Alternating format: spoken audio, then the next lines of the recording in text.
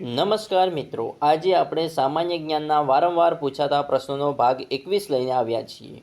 તો સમયનો બગાડ કર્યા વગર જોઈએ પ્રશ્ન નંબર 1. બધી કલાઓનો સહયોગ કઈ કલામાં છે? તો જવાબ આવશે ઓપ્શન સી, નાટ્યકલામાં. બધી કલાઓનો સહયોગ નાટ્યકલામાં છે. નેક્સ્ટ, સ્વામી દયાનંદ સરસ્વતીનું જન્મસ્થળ ટંકારા કયા જિલ્લામાં આવેલું છે? તો વિદ્યાર્થી મિત્રો જવાબ આવશે ઓપ્શન ડી, મોરબી. મોરબી જિલ્લામાં ટંકારા આવેલું છે, જે સ્વામી દયાનંદ સરસ્વતીનો જન્મ થયો હતો. ગુજરાતનો પ્રથમ મુગલ સુબેદાર કોણ હતો? તો ગુજરાતનો પ્રથમ મુગલ સુબેદાર હતો મિર્ઝા અઝીઝ કોકા. કોણ હતું? Mirza Aziz Coca. નેક્સ્ટ, મિથેનનું રાસાયણિક સૂત્ર જણાવો. તો મિથેનનું રાસાયણિક સૂત્ર છે ઓપ્શન બી આપણો જવાબ રહેશે. ઓપ્શન બી આપણો જવાબ CH4 એ મિથેનનું રાસાયણિક સૂત્ર છે. જોઈએ નેક્સ્ટ પ્રશ્ન. નળકાંઠાના આસપાસના વિસ્તારમાં હોડીના હાલેસા મારતા હોય એ મુદ્રામાં નૃત્ય કરવામાં આવે છે. આ નૃત્યનું નામ શું છે? તો વિદ્યાર્થી નૃત્યનું નામ છે પઢાર નૃત્ય. કયું? પઢાર નૃત્ય. નેક્સ્ટ, વિદ્યાર્થી મિત્રો, જો તમને મારો વિડીયો પસંદ આવે તો મારા વિડીયોને લાઇક અને શેર કરવાનું ના ભૂલતા. અને જો તમે મારી ચેનલમાં નવા હોય તો ચેનલને સબસ્ક્રાઈબ કરવાનું ના ભૂલતા. તરણેતરનો મેળો કયા જિલ્લામાં ભરાય છે? તરણેતરનો મેળો કયા જિલ્લામાં ભરાય છે? તો વિદ્યાર્થી મિત્રો આપણે જવાબ આવશે ઓપ્શન એ, સુરેન્દ્રનગરમાં. તરણેતરનો મેળો ક્યાં ભરાય છે? સુરેન્દ્રનગરમાં. જોઈએ નેક્સ્ટ, ગુણસુંદરી કઈ નવલકથાનું પાત્ર છે? ગુણસુંદરી કઈ નવલકથાનું પાત્ર છે? તો આપણો જવાબ આવશે ઓપ્શન એ, સરસ્વતીચંદ્રનું પાત્ર છે. ગુણસુંદરી એ સરસ્વતીચંદ્રનું પાત્ર છે. જોઈએ નેક્સ્ટ, દલપતરામનું નાટક લક્ષ્મી ગ્રીકની કઈ કૃતિનું અનુવાદ છે? તો જવાબ છે આપણો ઓપ્શન એ, પ્લુટસ. કયું? પ્લુટસ. દલપતરામનું નાટક લક્ષ્મી ગ્રીકની કઈ કૃતિનું અનુવાદ છે? તો જવાબ આવશે પ્લુટસ. નેક્સ્ટ, હુમાયુનો મકબરો ક્યાં આવેલો છે? હુમાયુનો મકબરો ક્યાં આવેલો છે? તો હુમાયુનો મકબરો દિલ્હીમાં આવેલો છે. ક્યાં આવેલો છે? દિલ્હીમાં. નેક્સ્ટ, પંચજન્ય નામનું પ્રકાશન કઈ ભાષામાં પ્રકાશિત થાય છે? તો પંચજન્ય નામનું પ્રકાશન એ હિન્દી ભાષામાં પ્રકાશિત થાય છે. કઈ ભાષામાં? હિન્દી ભાષામાં. જોઈએ નેક્સ્ટ, નીચેનામાંથી ખોટી જોડ જણાવો. ખોટી જોડ જણાવો. તો આત્મીય સભાના સ્થાપક કોણ છે? રાજા રામમોહન રાય. આત્મીય સભાના સ્થાપક રાજા રામમોહન રાય, જેની 1815માં સ્થાપના કરી હતી, એ સાચું છે. ધર્મસભા. ધર્મસભાની સ્થાપના રાધાકાંત દેવે કરી હતી 1829માં, જે પણ સાચું રહેશે.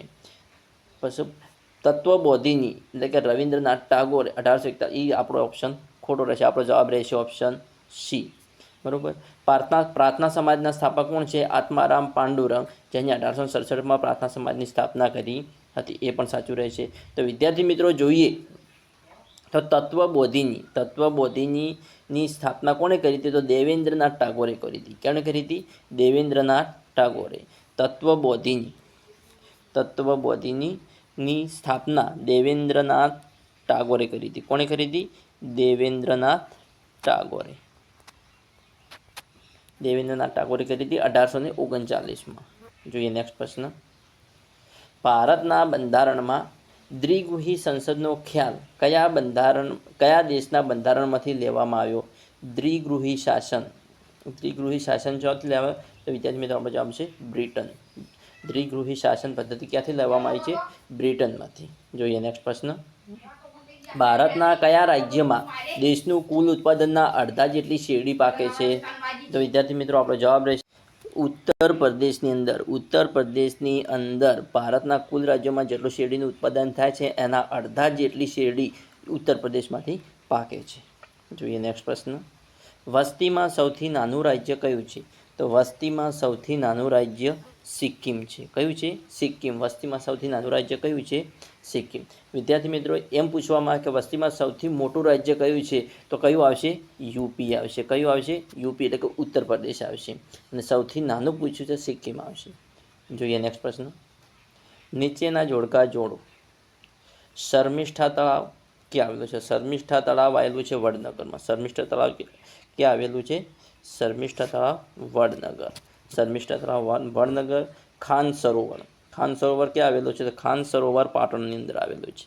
ખાન સરોવર ક્યાં આવેલું છે? પાટણની અંદર.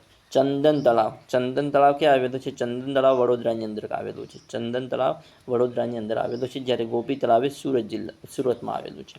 ગોપી તળાવ સુરતમાં આવેલું છે. જોઈએ નેક્સ્ટ પ્રશ્ન. હિન્દુ મુસ્લિમ એકતાના પ્રતીક સમૂહ તીર્થસ્થાન ક્યાં આવેલું છે? તો વિદ્યાર્થી મિત્રો આપણો જવાબ રહેશે ઓપ્શન સી, પીરાણા. હિન્દુ મુસ્લિમ એકતાના પ્રતીક સમૂહ તીર્થસ્થાન ક્યાં આવેલું છે? પીરાણા ખાતે. પીરાણા ક્યાં આવેલું છે? તો પીરાણા અમદાવાદમાં આવેલું છે. ક્યાં આવેલું છે? અમદાવાદ. જોઈએ નેક્સ્ટ પ્રશ્ન. ગરમીના દિવસોમાં સ્વયં ખેડાતી જમીન કઈ છે? ગરમીના દિવસોમાં સ્વયં ખેડાતી જમીન કાંપની જમીન. કઈ જમીન? કાંપની જમીન. જોઈએ નેક્સ્ટ. સોનાના ઘરેણા પર કયો માર્કો લગાડવામાં આવે છે? તો સોનાના ઘરેણામાં હોલમાર્કનો માર્કો લગાડવામાં આવે છે. કયો માર્કો? હોલમાર્કનો માર્કો લગાડવામાં આવે છે. જોઈએ નેક્સ્ટ. જટાયુ વધ, રામ રાવણ યુદ્ધ, નળ દમયંતી વગેરે કથા વસ્તુ કઈ નૃત્ય શૈલી પર આધારિત છે? તો જવાબ આવશે કથકલી. કથકલી નૃત્ય શૈલી પર આધારિત છે. જોઈએ નેક્સ્ટ. મહાન ક્રિકેટ કોચ રમાકાંત આચરેકરે કઈ ક્રિકેટ ક્લબની સ્થાપના કરી હતી? મહાન ક્રિકેટ કોચ રમાકાંત આચરેકરે કઈ ક્રિકેટ ક્લબની સ્થાપના કરી હતી? તો આપણો જવાબ રહેશે option B, Kamath Memorial Cricket Club. Kamath Memorial Cricket ક્લબની સ્થાપના કરી હતી મહાન ક્રિકેટર કોચ રમાકાંત આચરેકરે. જોઈએ નેક્સ્ટ. યુનેસ્કોનું વડું મથક ક્યાં આવેલું છે? તો યુનેસ્કોનું વડું મથક ક્યાં આવેલું છે? તો જોઈએ તો પેરિસની અંદર યુનેસ્કોનું વડું મથક આવેલું છે. ક્યાં આવેલું છે? પેરિસ. નેક્સ્ટ. કયા સમાસમાં પ્રથમ પદ સંખ્યાવાચક વિશેષણ હોય છે? તો દ્વિગુ સમાસમાં. કયા? દ્વિગુ સમાસની અંદર પ્રથમ પદ સંખ્યાવાચક વિશેષણ હોય છે. જોઈએ નેક્સ્ટ. અભ્યાગતનો સમાનાર્થી શબ્દ આપો. અભ્યાગતનો સમાનાર્થી શબ્દ શું થાય? તો અભ્યાગતનો સમાનાર્થી શબ્દ થાય અતિથિ. શું થાય? અતિથિ. અભ્યાગતનો સમાનાર્થી શબ્દ અતિથિ. જોઈએ નેક્સ્ટ.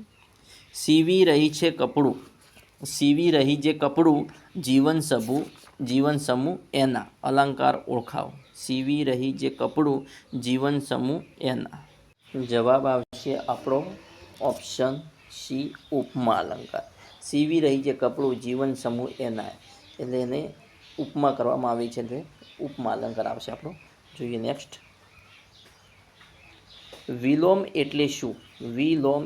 તો વિલોમ એટલે વિદ્યાર્થી મિત્રો વિરુદ્ધાર્થી થાય. વિલોમ એટલે વિરુદ્ધાર્થી. વિદ્યાર્થી મિત્રો આવા અવનવા મોસ્ટ આઈએમપી પ્રશ્નો જોવા મારી ચેનલને સબસ્ક્રાઈબ કરવાનું અને તમારા મિત્રો સાથે લિંક શેર કરવાનું ના ભૂલતા. Thanks for watching my video.